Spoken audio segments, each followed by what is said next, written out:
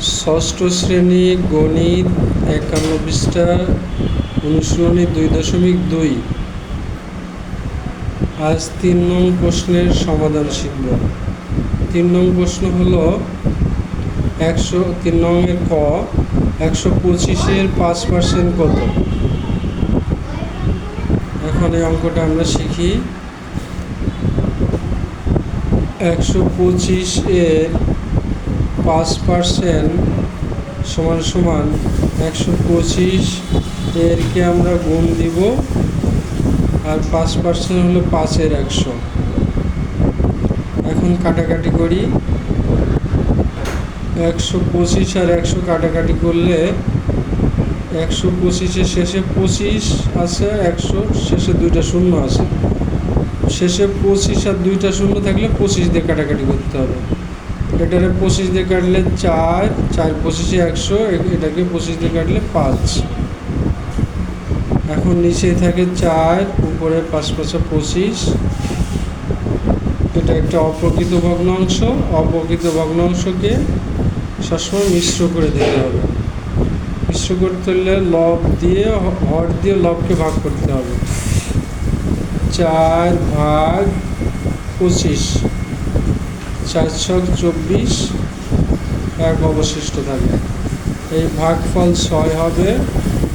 সমস্ত হর ৪ ছিল, ৪ই থাকবে, অবশিষ্টটা লব হবে। ৬ সমস্ত ৪-এর ১। খ নম্বর শিখি। খ নম্বর দেখলে আরও ইজি হয়ে যাবে। আবারও দেখো ২২৫-এর ৯% সমান কত। ২২৫ গুণ এর যে গুণ দিব, ৯% হলো ৯-এর ১০০। এখন আবার কাটাকাটি করি। নিচেরটায় 2টা শূন্য আছে, উপরটার শেষে ২৫ আছে, ২৫ দিয়ে কাটাকাটি করতে হবে। কোনো সংখ্যার শেষে ২৫ বা 2টা শূন্য থাকলে ২৫ দিয়ে কাটাকাটি যায়। ২৫ দিয়ে কাটলে ৪ ২৫-এ ১০০, আর এটা ৯ ২৫-এ ২২৫। নিচে হর ৪ থাকে, উপরে ৯ নং ৮১, ৮১ হলো লব। এটাও একটা অপ্রকৃত ভগ্নাংশ। কোনো উত্তর যদি অপ্রকৃত ভগ্নাংশ হয়, অবশ্যই তাকে মিশ্র করতে হবে। মিশ্র করার নিয়ম হলো লব হর দিয়ে লবকে ভাগ করতে হবে। ৪ ভাগ ৮১, ৪ দুগুণ ৮, ১ নামাই নিয়ে আসলাম। ১-এর মধ্যে ৪ যায় না, না গেলেও 0 বার দিতে হবে। ৪ 0 0 বিয়োগ করলে ১ থাকে।